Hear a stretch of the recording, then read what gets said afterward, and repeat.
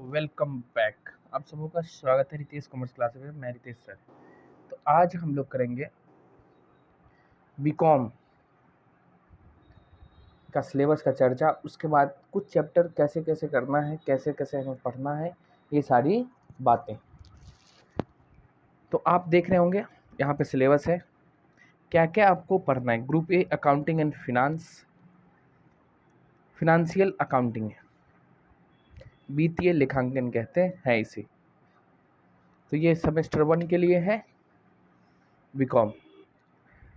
ये सभी university, Mithila university हो, बिहार के कोई भी, इंडिया के कोई भी यूनिवर्सिटी है, सबके लिए अब बराबर है। ठीक है, आइए तो पहले हम लोग इसका सिलेबस देखेंगे, उसके बाद कैसे कैसे पढ़ेंगे, कौन सा चैप्टर पहले करेंगे, फिर कैसे कैसे हम लोगों का शेड्यूल रहेगा, वो बातें करेंगे आज। तो यूनिट इसमें 5 है। इस बुक को 5 यूनिट में बांटा गया आपको। एक है हमारा पहला थ्योरेटिकल फ्रेमवर्क, यानी इसमें थ्योरी रहेगा पूरा। इसमें भी ABC करके है। पहला इंट्रोडक्शन रहेगा अकाउंटिंग का, जितना है सब, क्या क्या है नहीं है, ये कैसे अकाउंटिंग करती है, cash basis, accrual basis, users कौन कौन होते हैं, ये सब पूरा इसका थ्योरी है। उसके बाद है इसका basic concepts and convention of accounting. उसके बाद अकाउंटिंग स्टैंडर्ड, जिसका कॉन्सेप्ट रहेगा, बेनिफिट रहेगा। इसमें तो थोड़ा थोड़ा दिया हुआ है, तो हम लोग उतना ही करेंगे।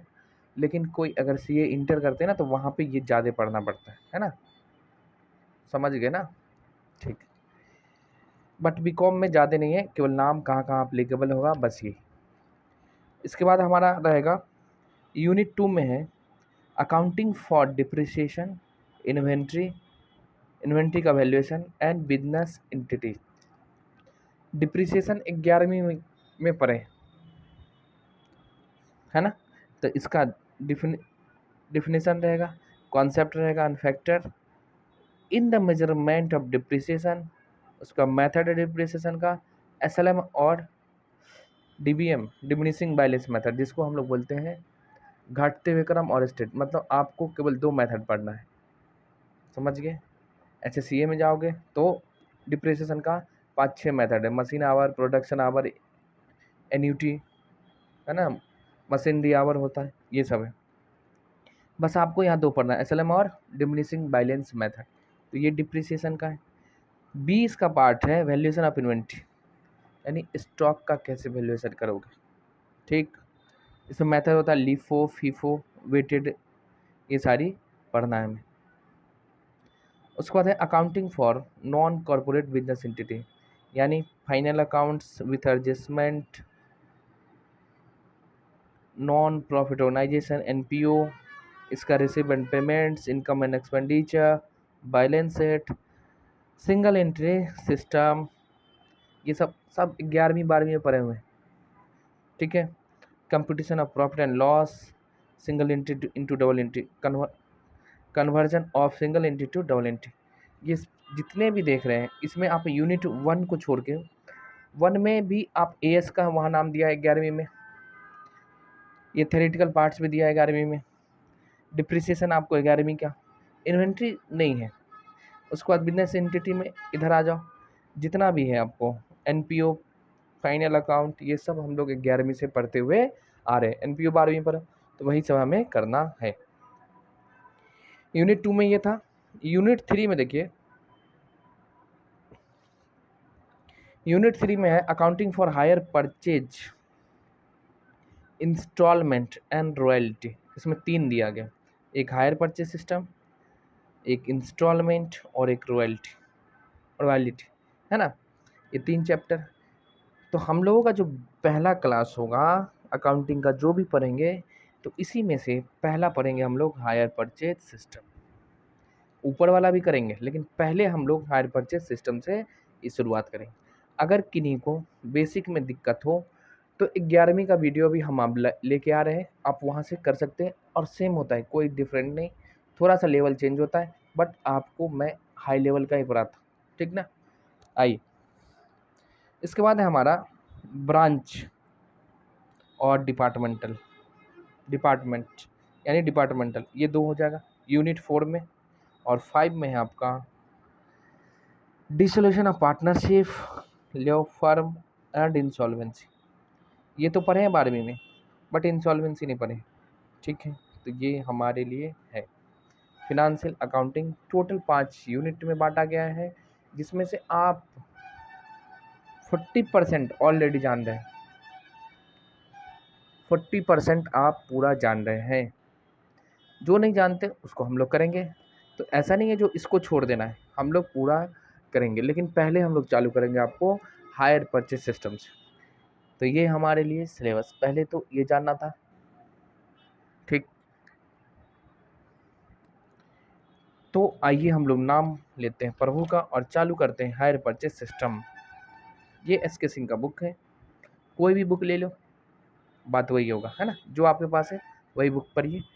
देखिए, ये है हमारा पहला, आज से शुरुआत होगा हायर परचेज सिस्टम। आज आपको केवल बताया जाएगा होता क्या है, कैसे काम करती, क्या है नहीं। फिर अगले दिन से इसका प्रैक्टिकल पार्ट चालू हो जाएगा। ठीक है, तो आइए शुरू करते हैं।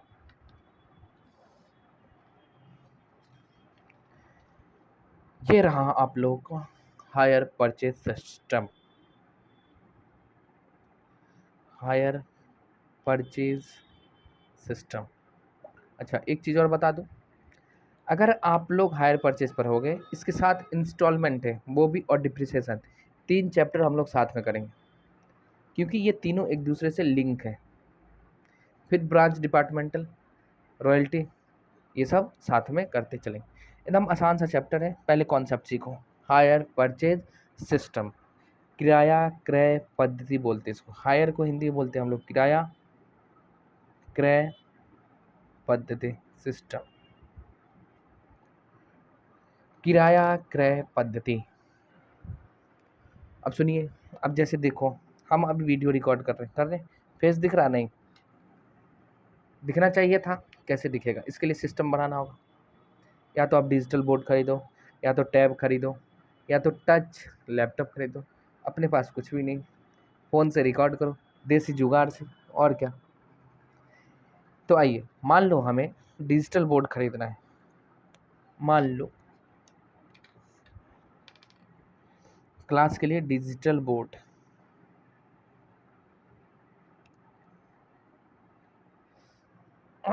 अपने पास तो पैसा है नहीं, मान लीजिए इसका दाम है 1,25,000, 1,25,000 प्लस में इसमें और इंस्टॉलमेंट लेना पड़ता है ना, इंस्टॉल करता है इंस्ट्रूमेंट। जैसे आपको कंप्यूटर चाहिए, सिस्टम, फिर चाहिए आपको माइक, कैमरा, ये सारी चीज़ें चाहिए। तो मान लो इसका 50,000 लगेगा, माइक का भी 10-20,000 मान लो, और कैमरा का भी 70-80 हज़ार का आता ही है, और इंस्टॉलेशन चार्ज जो भी लगेगा। अब जोड़ो कितना लगेगा भाई, 2 2 0 5 8 7, 5 2 7 7 8 15 7 17, हाथ में लगे 1 1 1 2, यानी आपको 2,75,000 रुपया केवल टेक्निकल चीज़ों में लगेगा। फिर लाइटिंग है, ये वो। अब देखो, इतना पैसा लगाएंगे तब हमारा डिजिटल बोर्ड रन होगा। ठीक है, अब है तो नहीं, क्या किया जाए। चलिए, हम लोग चलते हैं बाज़ार, मार्केट में, चलो चल रहे। गए एक दुकान पे जो काम करते हैं डिजिटल बोर्ड का,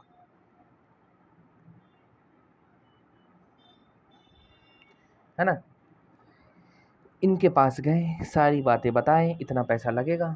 अपने पास तो पैसा है नहीं, इतना नहीं है, कुछ है। अब देखो, ये रहा मैं, ये रहा डिजिटल दुकान बोर्ड वाले, कंपनी वाले, इनके पास हम गया। इन्होंने पूरा प्लान समझाया, जो आप अगर लोगे, चालू करेगो तो इतना पैसा लगेगा। हमने कहा ठीक है सर, और बताओ आप सर।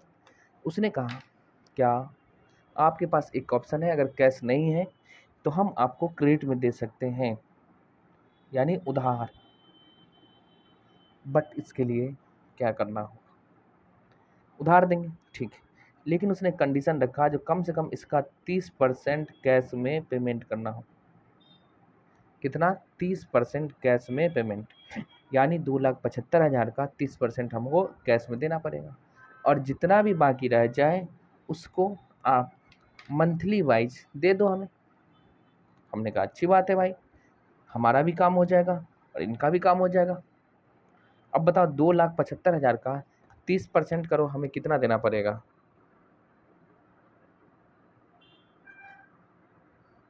एकदम भाई साहब पूरा प्रैक्टिकल समझाना, ना थ्योरी। अब बताओ आपको ये समझ में आ रहा है कि नहीं, कैसे कैसे काम होती है? आप मोबाइल खरीदते, बाइक खरीदते कि नहीं, तो वही इंस्टॉलमेंट हायर परचेज में जो खरीदते हैं उन्हीं का अकाउंटिंग कैसे होता है वो हमें सीखना है। अब 30% इसका करेंगे तो देना पड़ जाएगा हमको 82,500 कैश में। कोई बात नहीं है हमारे पास, दे देंगे। आप बताओ भाई उसका बाकी कितना रह गया? तो 2,75,000 में से हम 82,500 दे दिए तो बचा कितना? 1,92,000। तो 1,92,000 जो बच गया, 1,92,500, इतने का इसने हमें क्या दे दिया? क्रेडिट पे दे दिया। अब बताओ ये दे दे मंथली, तो कोई भी किसी से आप अगर इतना पैसा लोगे फ्री में दे देगा? नहीं। तो अगर मान लो जो आप बैंक से गया, बैंक के पास या किसी फिनांस कंपनी या किसी से भी पैसा आप मांगते हो तो फ्री में दे देगा? नहीं। तो इसके लिए आपको चार्ज करता है इंटरेस्ट। क्या चार्ज करेगा? इंटरेस्ट। इसने हमें भी कहा जितना आप कैश दे दिए कोई बात नहीं, जितना बाकी है इसके लिए आपको देना पड़ेगा इंटरेस्ट, ब्याज। हमने कहा चलो भाई ठीक है ले लो। अब इंटरेस्ट, तो इंटरेस्ट मान लो क्या, साल का 10% लगेगा, ठीक है? 10 साल का 10% लगेगा इंटरेस्ट। अब ये सारी बातें हो चुकी है, पेपर वर्क होगा, डॉक्यूमेंट हमसे ये लेगा, जैसे हमारे बैंक का अकाउंट का लेगा पास, बैंक अकाउंट डिटेल्स, हमारा Aadhaar card, PAN card, local address का जो भी होता है, ये सारी चीज़ें लेगा तब तो देगा, कैसे दे दे? नहीं।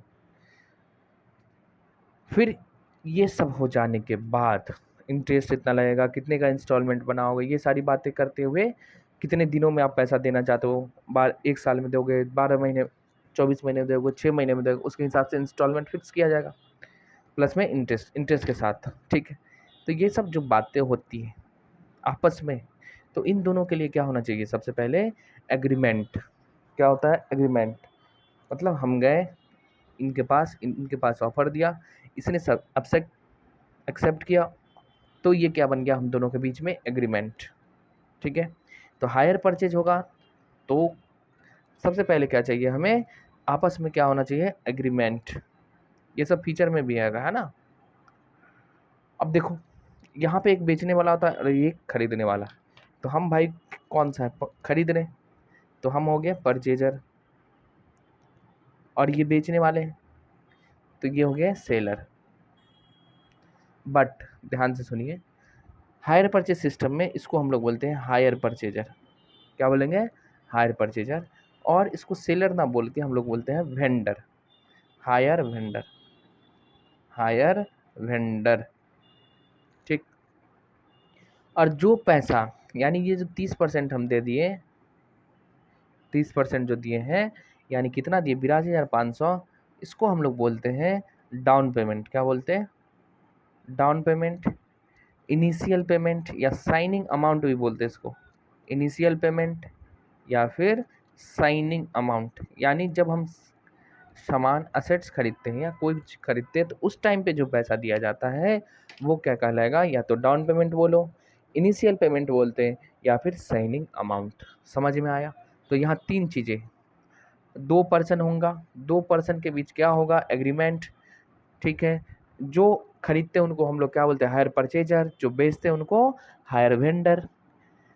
जितना भी उधार रह जाए उस पर हमको क्या देना पड़ता है? इंटरेस्ट। आपस में सहमति के हिसाब से 10%, 12, 15 जो भी है उसके हिसाब से देना पड़ता है हमें।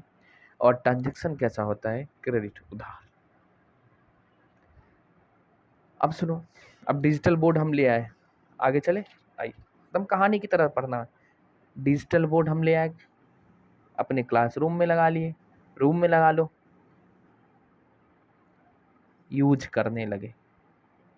क्लास आपको देने लगे, हमारा फेस दिखने लगा, अच्छे से चलने लगा।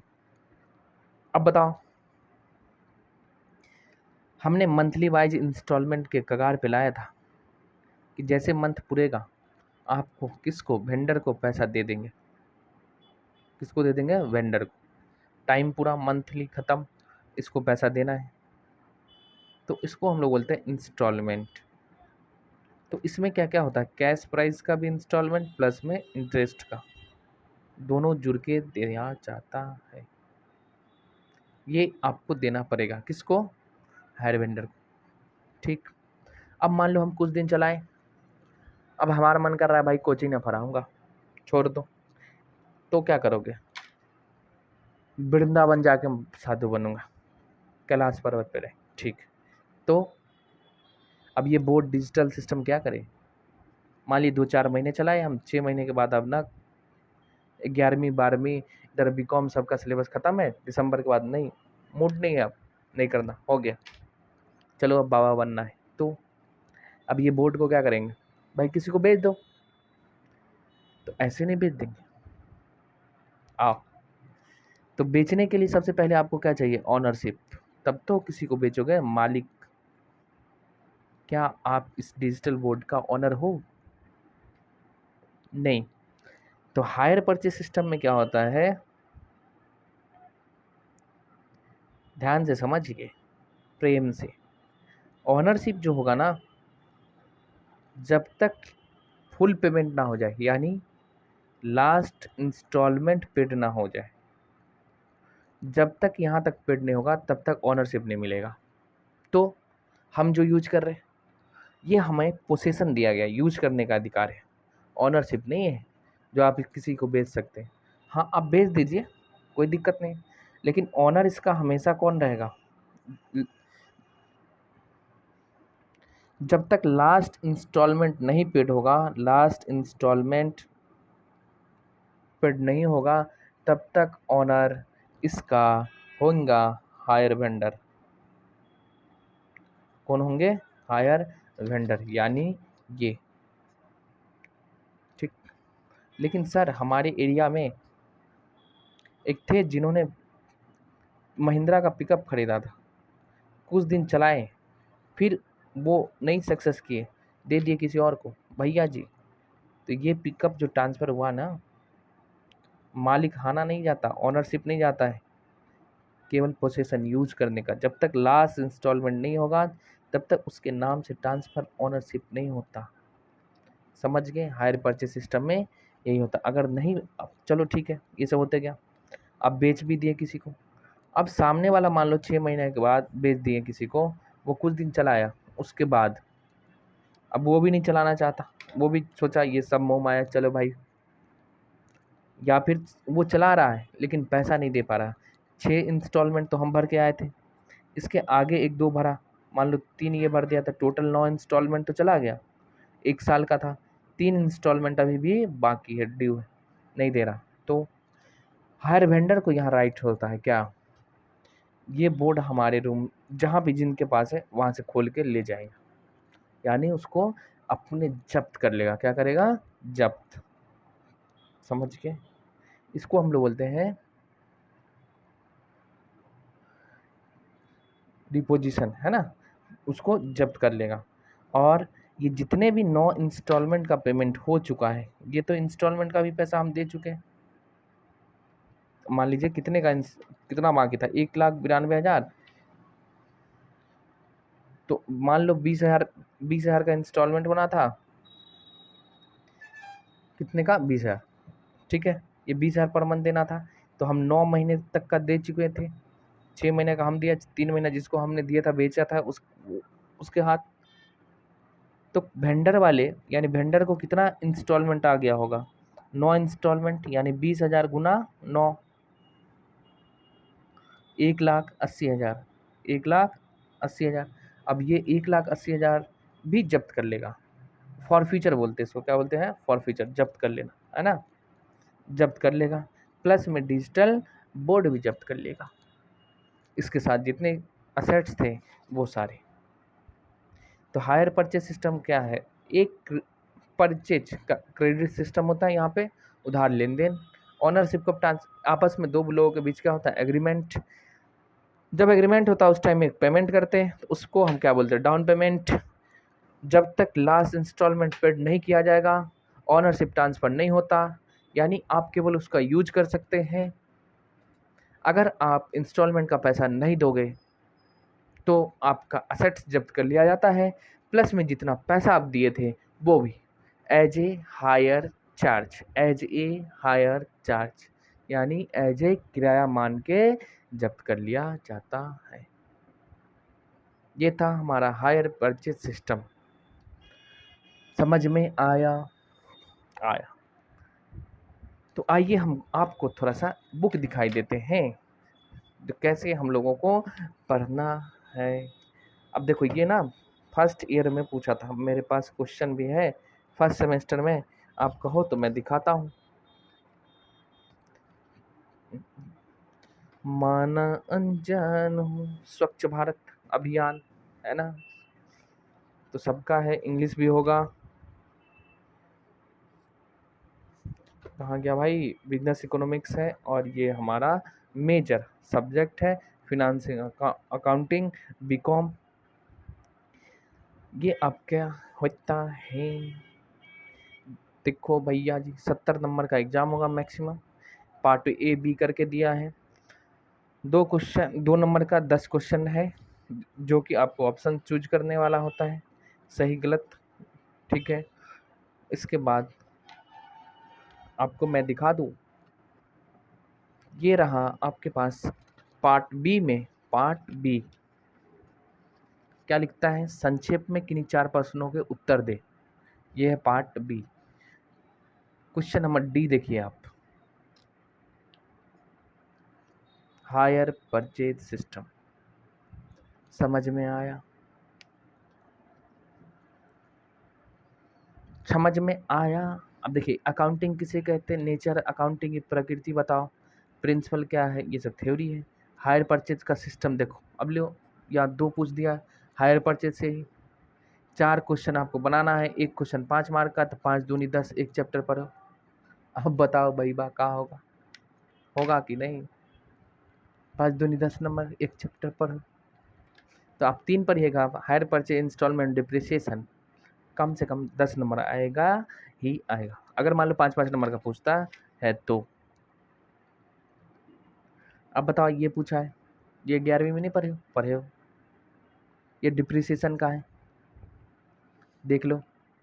तो सारी क्वेश्चन देखोगे सामने में तो और कॉन्फिडेंस बढ़ेगा, और सबको हम लोग साथ में लेके चलना। व्हाट इज अकाउंटिंग, इसके लिमिटेशन एंड एडवांटेज क्या है, थ्योरी पूछा है। अब देख ले भाई, हायर परचेज और वेंडर के बुक में जर्नल एंट्री करो, अभी लियो, अब देख ले, देखो सुनो, कहता है 3 बताओ और कितने का है, एक क्वेश्चन 10 नंबर का, लीजिए इसको। अब बताइए 10 नंबर पीछे था, 10 नंबर यहाँ हो गया, तो 20 नंबर तो भाई यहीं से पूछ दिया है।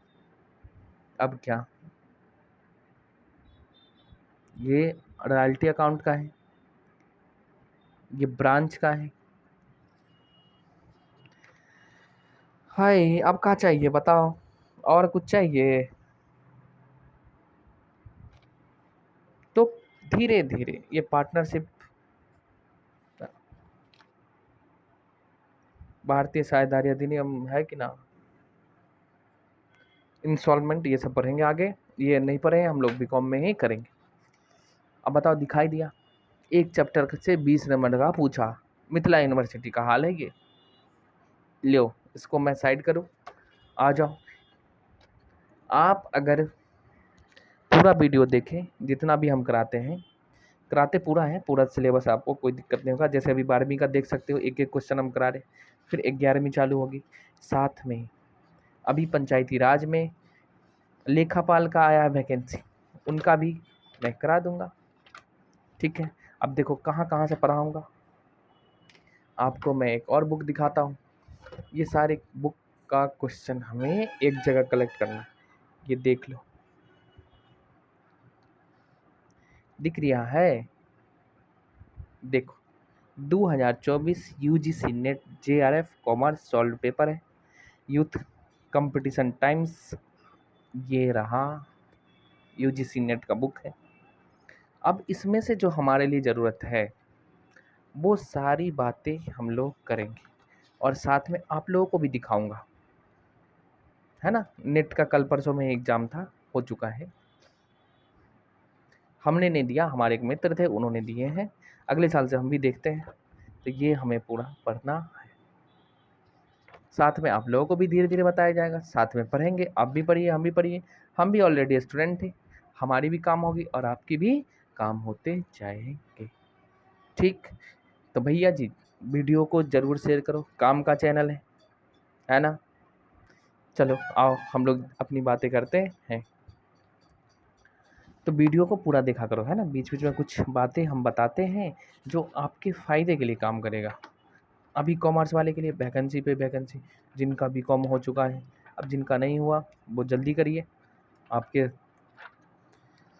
हाथ में भी टाइम है। मैं सोच रहा ना टैब एक खरीद लूँ, अच्छा रहेगा। क्या कहते पब्लिक, बबली नहीं पब्लिक। ये रहा आपका हायर परचेज सिस्टम। ठीक, अब मैं ना एक मिनट रुकिए। ये रहा हायर परचेज सिस्टम। अब बताओ इसको 1 साल टाइम पास करके पढ़ोगे कि 4-5 महीने में लपेट लो। 5 नहीं भाई, 6 महीना मैक्सिमम। टाइम नहीं पास करोगे तो। और यूट्यूब सबसे अच्छा साधन है, आप यहाँ पे आपको सब कुछ मिल जाएगा। अगर आप फेस टू फेस भी पढ़ना चाहते हैं तो आपको आना पड़ेगा सिंगवाड़ा लालपुर चौक पे, या फिर सिमरी थाना के बगल में, जो हमें इस एरिया में रहते हैं वो लोग। ठीक है, वहाँ हम फेस टू फेस पढ़ाते हैं। हायर परचेज सिस्टम है कि ना है, ये है। अब मीनिंग दिया है, अगर आपके पास बुक है तो जितना भी पहले आप वीडियो देखें उसको रीड करिए, सब सारी बातें इसमें दिया हो। अब मैं एक बार कर दूं या फिर वीडियो बड़ी हो जाएगी। लो छोटी सी बातें हम पढ़ देते।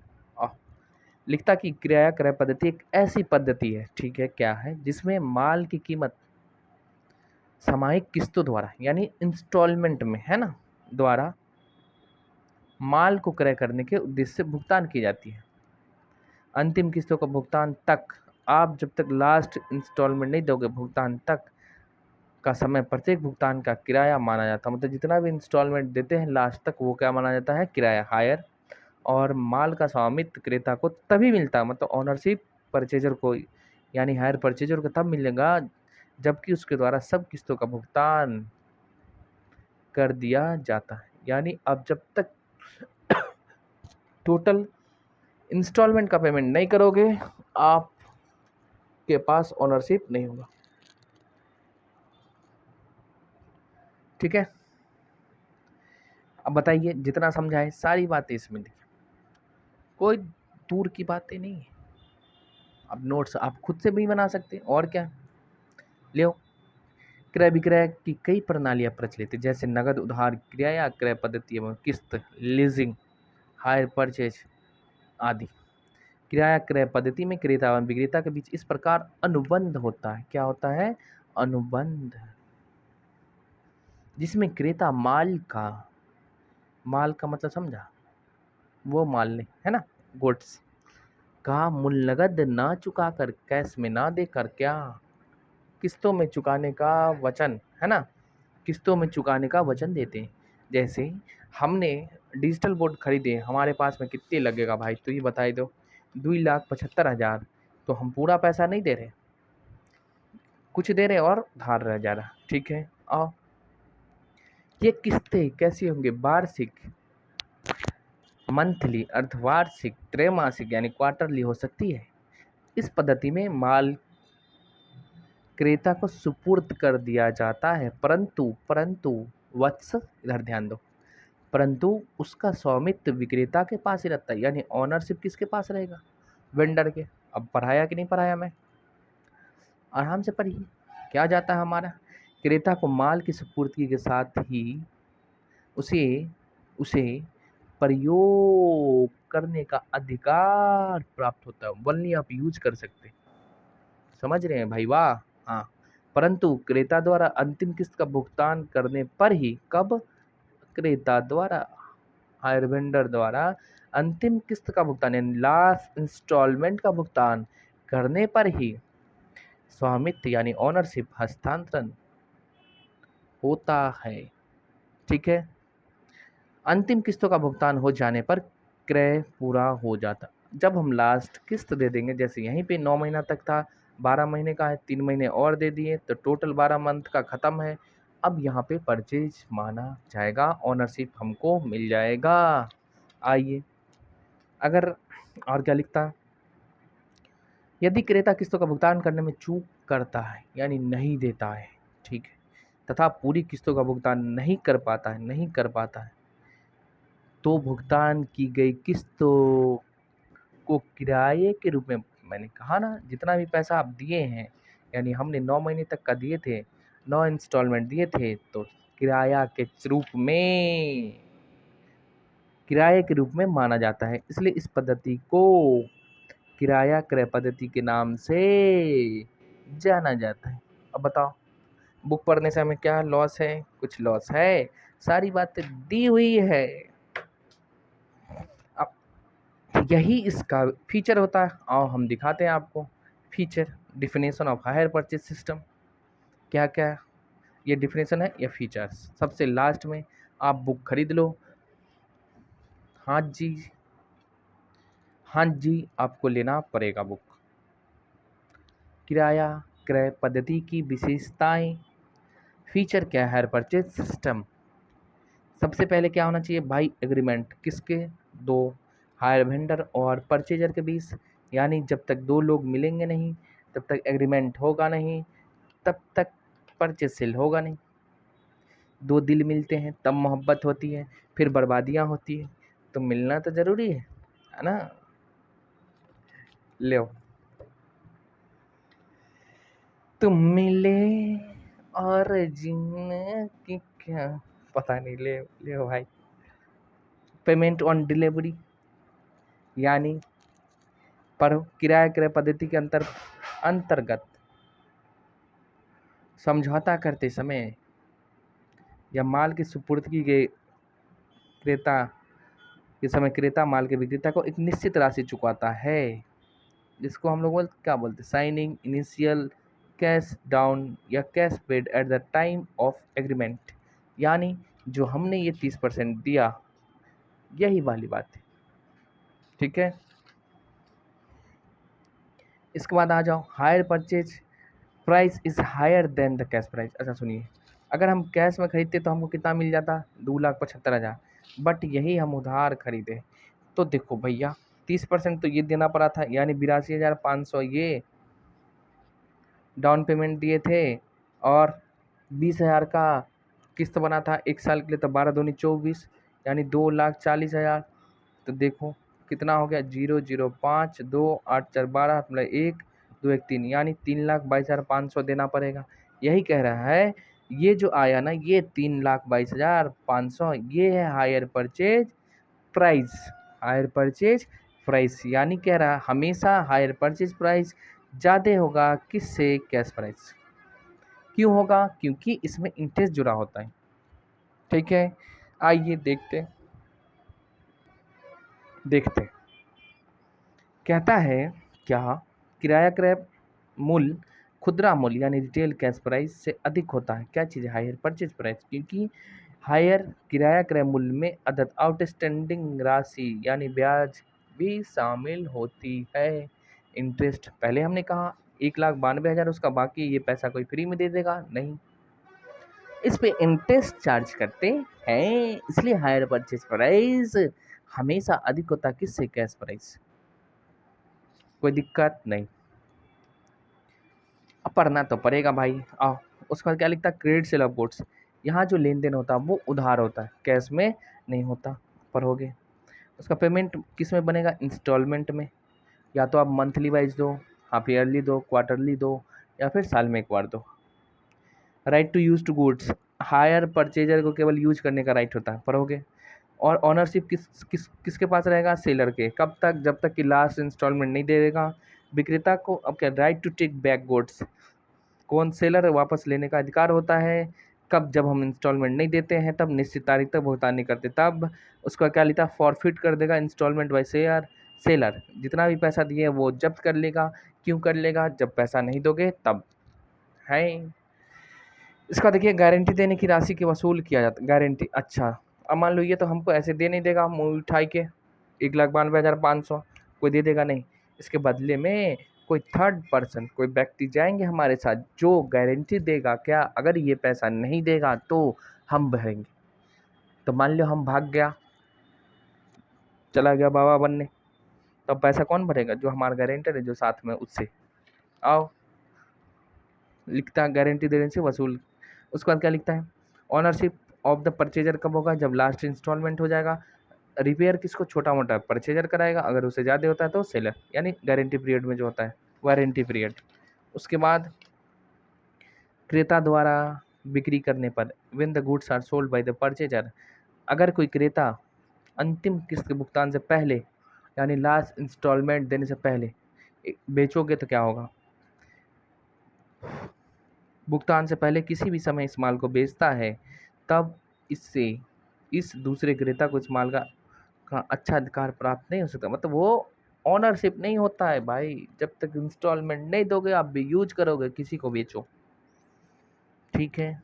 अंतिम किस्तों के भुगतान तक माल को अच्छी स्थिति में रखने का उत्तरदायित्व क्रेता पर ही होगी, किराया क्रेता है मतलब हायर वेंडर पे ही होगी।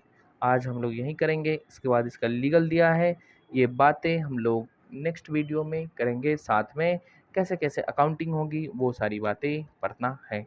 अब देखो, देखो क्या देखो, लो कहाँ आ गया भाई क्वेश्चन, तुम्हें हम दिखा दूँ, अभी जस्ट मैंने दिखाया था ना, क्या, दिल ले गया परदेसी उसे रोकना था, आहे, लो ये दिक्कत। हायर परचेज, किराया क्रय पद्धति की क्या विशेषता है। अब बताओ हम कहाँ पर रहते अभी, फीचर ही ना, क्या पढ़ रहे थे, हायर परचेज की, यही ना, ये परिभाषा हो गया, ये रहा आपका विशेषता। अब लिख दो, पढ़ोगे तब तो, नहीं पढ़ोगे तो बाबा जी के ठल्लू मिलेगा, और क्या मिलेगा, हाई कि ना, ये। चलो एक ये हो गया क्वेश्चन, और एक 10 नंबर का और था कहीं पे। अच्छा, ये जर्नल एंट्री है, जर्नल एंट्री हम लोग अभी नहीं करे हैं, करेंगे तो आपको दिखा दें, ठीक है। तो अभी फेस टू फेस अगर आप ज्वाइन करना चाहते हैं सिंगवारा ब्रांच पे, तो सुबह के 9 बजे, सुबह के 9 बजे आना है आपको। कहाँ कहाँ, सुबह के 9 बजे आ जाओ द चैंपियन एकेडमी पे, फेस टू फेस मैं यहीं पे पढ़ाता हूँ, चैंपियंस एकेडमी, लालपुर चौक। इनका एड्रेस चेंज हो गया पहले से, अब लालपुर चौक से नीचे जाओगे, गर्ल हाई स्कूल रोड में, गर्ल्स हाई स्कूल, जो सिमरी हाई स्कूल होते हुए NH पे जो मिलती है वो रास्ता में थोड़ा सा आगे आप लालपुर चौक से बढ़ोगे, यहाँ गर्ल हाई स्कूल से बहुत पहले ही आपको मिल जाएगा क्या चीज़, द चैंपियन एकेडमी। सुबह के 9 बजे, सुबह के 9 बजे AM मिलेंगे हम। और वहाँ चालू क्या हो चुका है, ये वहाँ पे थ्योरी का ख़त्म है, हमने इंटरेस्ट कैलकुलेशन का सीख लिया है, लगभग 6-7 क्वेश्चन भी कर चुके हैं, इतना आगे निकल गए हैं, और बेसिक जितना था वो सभी करा दिए। तो अगर आप हायर परचेज पढ़ना चाहते हैं, आपको अच्छा लगा फेस टू फेस, तो आप ज्वाइन कर सकते हैं, ठीक है। मिलते हैं हम लोग अगले वीडियो में, तब तक क्या करना, वीडियो को लाइक, चैनल को सब्सक्राइब और दोस्तों में शेयर करना ना भूलें। Bye bye.